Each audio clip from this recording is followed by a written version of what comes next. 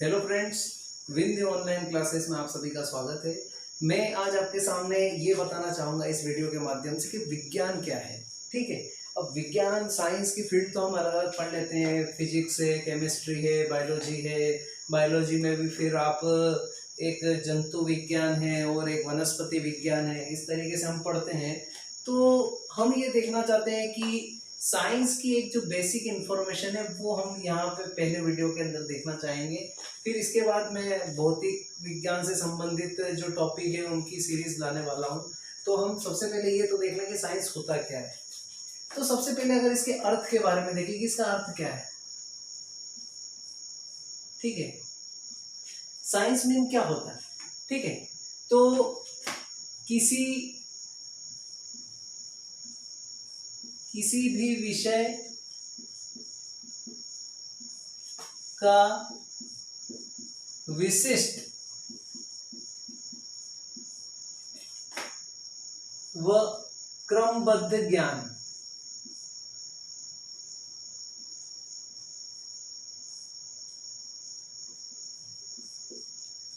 किसी भी विषय का विशिष्ट या क्रमबद्ध ज्ञान, उसको एक के बाद एक किस तरीके से स्टडी किया जाए। किसी भी विषय, किसी भी टॉपिक पे, किसी एलिमेंट पे, या ऐसी कई सारी ऐसी वस्तु हैं, ठीक है, ऐसे तत्व हैं जिन पर, या किसी भी विषय पर, ठीक है, यहाँ पर लिखा ही है कि एनी टॉपिक। ठीक है, तो इस तरीके से अगर उस पर विशिष्ट और क्रमबद्ध ज्ञान है तो वो क्या है, साइंस कहलाता है। अब इसी को अगर मैं इंग्लिश में बोलना चाहूँ तो स्पेसिफिक एंड सिस्टमेटिक।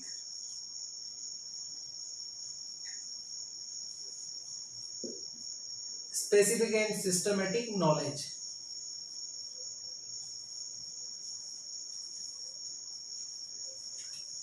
ठीक, तो वही क्या होगा, साइंस होगा। अब आगे हम देते हैं कि किस तरीके से साइंस को अगर एक अच्छे लेवल पे हम देखें तो किस तरीके से डिफाइन किया गया है। अगर हम थोड़ा ज्यादा देखें तो इस तरीके से अगर विज्ञान है,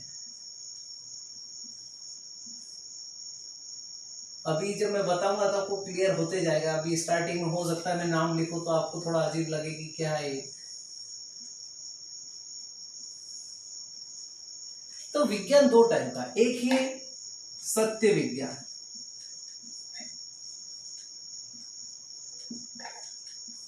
जिसको हम बोलेंगे रियल साइंस। ठीक, और दूसरा है छद्म विज्ञान,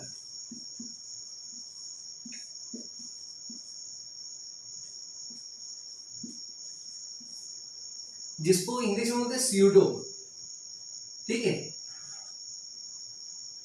स्यूडो की स्पेलिंग रहेगी PSUEDO, स्यूडो साइंस।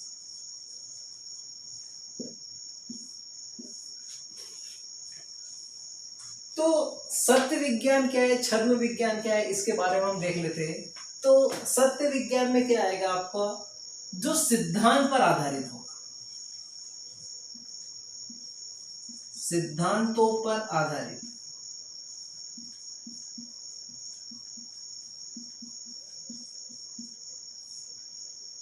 और छद्म विज्ञान में क्या है, नाम ही छद्म, छद्म का मतलब ही क्या रहता है, मतलब जैसे कोई धोखा होता है एकदम से और पता नहीं रहता है, तो उन चीजों को भी बोलते हैं कि छद्म।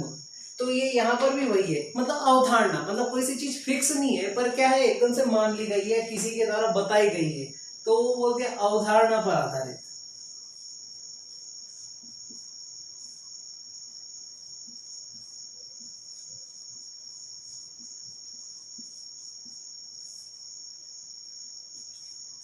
ठीक, अब इसके बाद अगर हम सिद्धांत बोले तो सिद्धांत को क्या बोलेंगे हम, थ्योरी।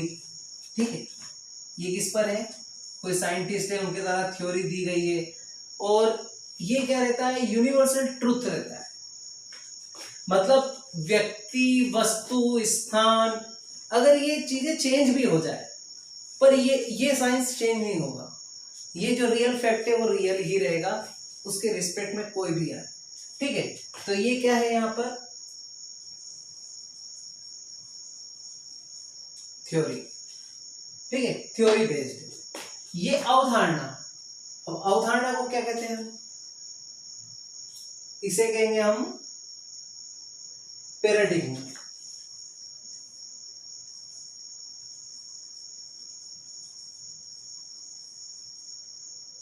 ये होता है अवधारणा, पैराडिग्म। ठीक है, तो इस तरीके से ये सत्य विज्ञान जो है थ्योरी पर आधारित है, और छद्म विज्ञान क्या है? अवधारणाओं पर आधारित रहता है, जिसे पैराडिग्म बोलते हैं। ठीक, अब आगे इससे देखते हैं कि क्या होता है। अब जो सत्य विज्ञान है उसका तो हमने देख लिया। अब यहां पर ये भी लिख सकते हैं, अगर पता करना है कि क्या है, तो ये क्या है? व्यक्ति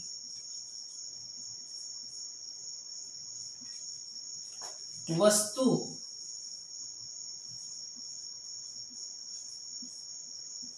स्थान,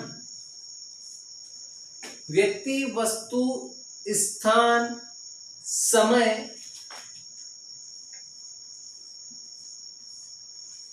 ये सभी के बदलने पर भी ये सत्य नहीं बदलता।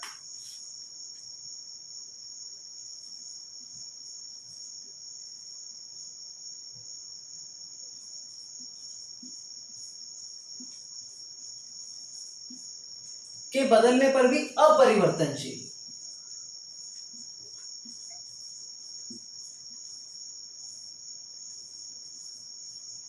इस तरीके से हम बोल सकते हैं, अपरिवर्तनशील मतलब नो चेंजेस। ठीक है, तो ये व्यक्ति वस्तु स्थान समय भी हो जाए तो वो चेंज नहीं होगा। अब ऐसा ही यहां पर हम देखें तो ये क्या है? ये व्यक्ति वस्तु और स्थान तथा समय के बदलने पर ये क्या है? सत्य में बदलाव आता रहता है। मतलब ऐसा नहीं है कि कोई सी चीज गलत है, पर अगर वो समय के साथ अगर आगे चला तो उसमें कई सारी चीजें क्या है? चेंजेस हो सकती है। मैं बताऊंगा एग्जांपल के थ्रू कि किस तरीके से चेंजेस होती है।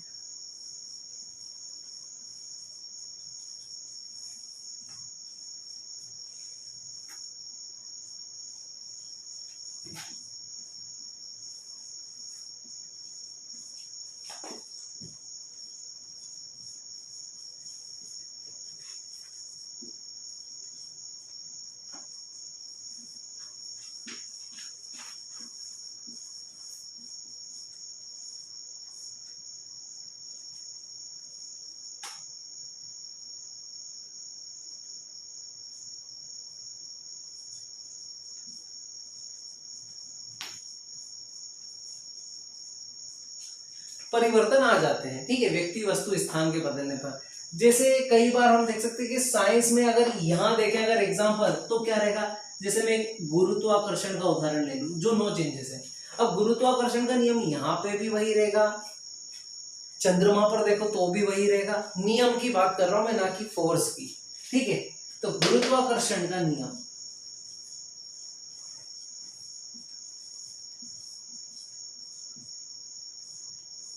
गुरुत्वाकर्षण का नियम, ठीक है।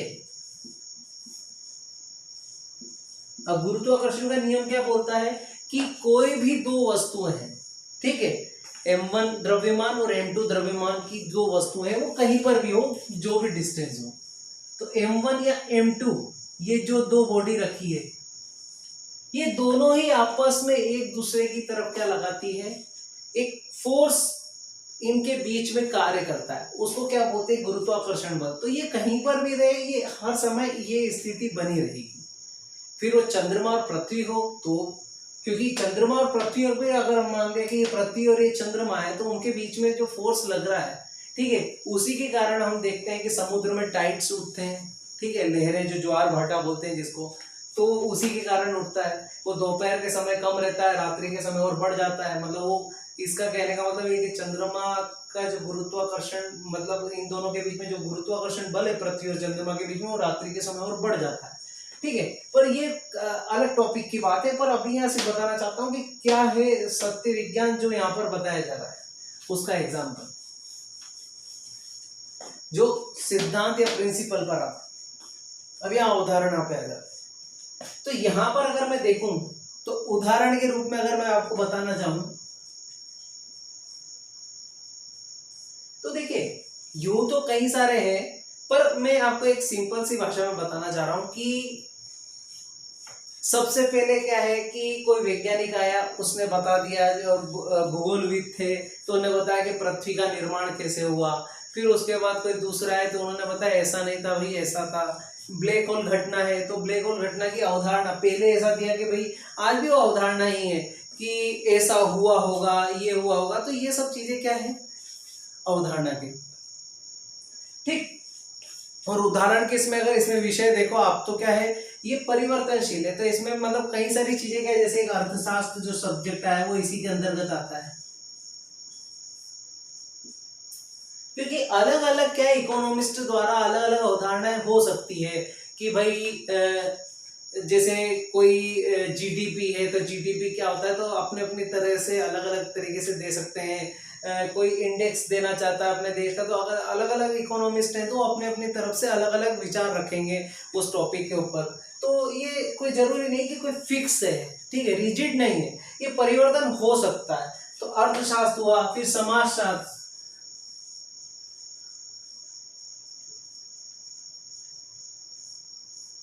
ठीक है। अब समाजशास्त्र क्या है, हमने पढ़ा होगा जब हम 8th 9th में थे तो एक बुक रहती थी सामाजिक विज्ञान, ठीक है। कहने का मतलब वो भी विज्ञान की ही शाखा है। उसमें हम देखते थे कि अर्थशास्त्र भी आ जाता था, विज्ञान भी आ जाता था, इतिहास भी आ जाता था, मतलब सब चीज मिलके आ जाती थी। अब समाजशास्त्र क्या है, अब भाई समाज है तो समाज को लेकर सबकी अपनी अपनी अलग अलग अवधारणा है, ठीक है। दर्शन शास्त्र है तो दर्शन शास्त्र भी क्या है, अपने आप में एक अलग ही अवधारणा है।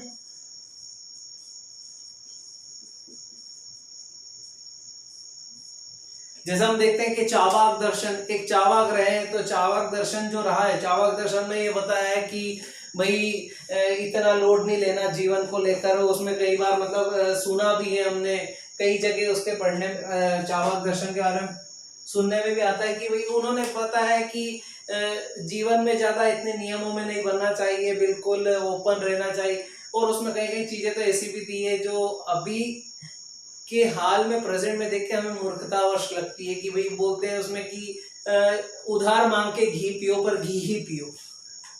ऐसा है कि बिना घी के नहीं रह सकते, मतलब इस तरीके से एग्जाम्पल लिया है। एक रिस्पेक्ट में हो सकता है उसकी जगह कोई दूसरी चीज भी हो सकती है, उसमें जरूरी नहीं कि वो घी की बात कर रहे हैं। वहां पे ये बताना चाह रहे हैं कि जो आपका मतलब आमोद प्रमोद है उसको छोड़ो मत, कैसे भी करके उसको कंप्लीट करो। तो ये क्या है, सब अलग अलग है। फिर कोई आता है, गुरु नानक आते हैं या सर्वपल्ली राधा कृष्ण आते हैं, विवेकानंद आते हैं, तो इनका कहना ये है कि मेहनत करो लक्ष्य प्राप्ति के लिए, ऐसा मतलब चेंजेस लाओ और आगे बढ़ो, समाज के भी उत्थान के लिए कार्य करो। तो इस सबका अपना अपना अलग अलग है, ठीक है। तो इस तरीके से क्या छद्म विज्ञान है। तो ये सब हमने देखा, ठीक है। अब ये इस तरीके से देख लिया। अब एक थोड़ा सा बेसिक साइंस देख लेते जो आज हम पढ़ते हैं, ठीक है। जो प्राकृतिक विज्ञान है, जो मतलब नेचुरल साइंस है, जिसके बारे में आज जो हम स्टडी करते हैं, जो साइंस की जैसे फिजिक्स, केमिस्ट्री और बायोलॉजी, जो इस टाइप की शाखाएं, उनके बारे में एक बेसिक देख लेते हैं, ठीक है। तो इस तरीके से क्या है, अलग अलग है, तो वो सब चीजें इधर आएगी और इसमें इस टाइप के विज्ञान आएंगे जो जैसे सोशियोलॉजी हो या साइकोलॉजी हुआ, ठीक है, फिलोसोफर जो फिलोसॉफी हुआ, तो इस टाइप के छद्म विज्ञान के अंतर्गत आएंगे। अब हम देख लेते हैं कि जो नेचुरल साइंस है वो किस टाइप का रहता है।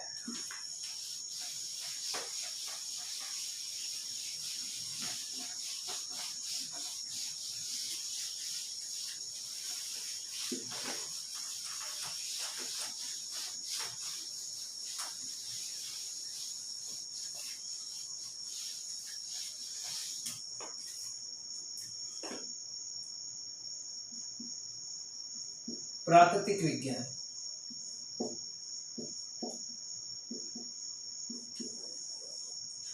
ठीक है, इसको हम नेचुरल साइंस बोल सकते हैं। अब ये भी क्या है, टू पार्ट में। अब टू पार्ट में कैसे है, एक है भौतिक विज्ञान। अब यहाँ पे भौतिक से फिजिक्स मत जोड़ लेना, इसे फिजिक्स नेक्स्ट स्टेप में आएगा, ठीक है। भौतिक विज्ञान, भौतिक विज्ञान का मतलब कि पदार्थ, कोई सी भी चीज अगर ये दिख रही है मतलब भौतिक स्वरूप में है, ये मार्कर मुझे दिख रहा है, मैं आपको दिख रहा हूं, मैं भौतिक स्वरूप हूं, पर मेरे मन में क्या चल रहा है वो आपके लिए काल्पनिक हो सकता है, ठीक है, वो आपके लिए भौतिक नहीं हो सकता क्योंकि उसे आप देख नहीं पा रहे हो। वो मेरे मन के अंदर है, ठीक है। पर आप जो सामने मुझे देख रहे हो ये मैं भौतिक स्वरूप में आपके सामने, ठीक है। तो ये भौतिक विज्ञान, ठीक है। फिर इस तरीके से यहां पर देखेंगे तो ये क्या रहेगा आपका जीव विज्ञान।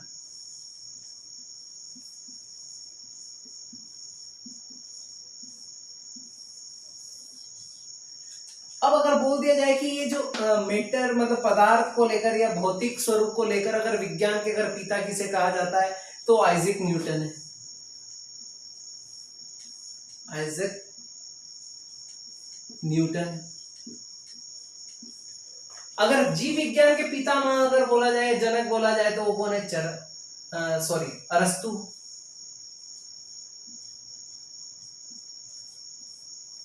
ठीक है, ये भी फिलोसोफर रहे। अब उसका भौतिक विज्ञान है तो ये दो पार्ट में बढ़ जाता है। एक रहता है भौतिकी जिसे फिजिक्स कहते हैं हम, भौतिकी, ठीक है, फिजिक्स। और एक रहता है आपका रसायन विज्ञान, केमिस्ट्री बोलते हैं जिसे।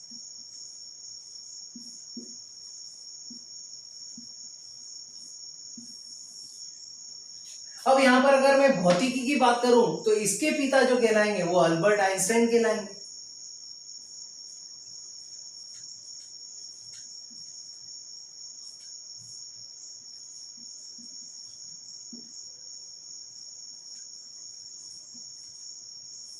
अब देखो कई बार ये रहता है अंतर, मतलब कई लोगों को मतलब इसमें थोड़ा सा समझने में प्रॉब्लम आती है। देखिए क्या एक भौतिक के जनक अगर बोले पिता तो आइजैक न्यूटन है, पर जैसे आधुनिक भौतिकी की बात करें जो एक प्रेजेंट इरा को लेकर तो वो क्या है, अल्बर्ट आइंस्टीन का नाम उसमें आता है।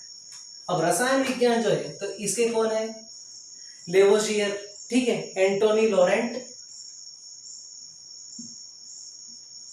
एंटोनी लॉरेंट।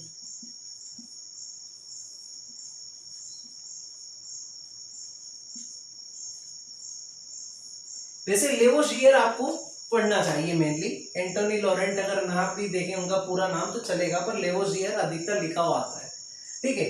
तो इस तरीके से ये जनक हो गए। अब जीव विज्ञान को भी क्या है, इन्होंने दो तरीके से बांटा है। एक क्या है, एक जंतु विज्ञान है और दूसरा है वनस्पति विज्ञान।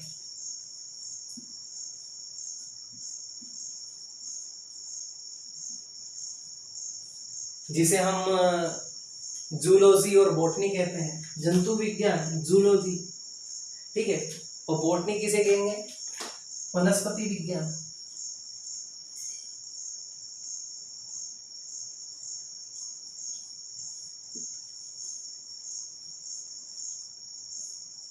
अब यहीं पर अगर मैं जंतु विज्ञान के जनक बोलूं तो अरस्तु ही है।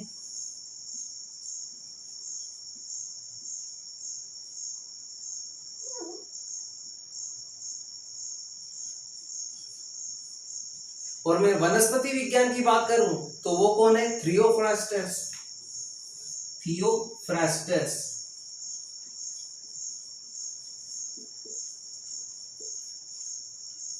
तो कई बार तो क्या है इन फील्ड के बारे में डायरेक्ट इनके जनक के बारे में पूछ लेते हैं। तो ये सिर्फ एक बेसिक सी इंफॉर्मेशन थी, इंट्रोडक्शन था कि साइंस है क्या। हम साइंस पढ़ने से पहले कम से कम ये भी तो देख लें कि साइंस को किस तरीके से कैटेगराइज करा है इन्होंने अलग अलग रूप में। तो इसकी बेसिक सी इंफॉर्मेशन बस मैंने आपको देना चाहिए यहाँ पर, ठीक है। अब अगले वीडियो के लिए आप बस इंतजार करिए, उसमें भौतिक विज्ञान से संबंधित हम स्टार्ट करेंगे, भौतिक से संबंधित उसमें टॉपिक आएंगे आपके, और उसको एमपीपीएससी के हिसाब से जो उसमें भौतिकी से रिलेटेड जो जो टॉपिक दे रखे हैं उनको मैं सीरियल वाइज वीडियो के माध्यम से आपके सामने रखना चाहूँगा। धन्यवाद।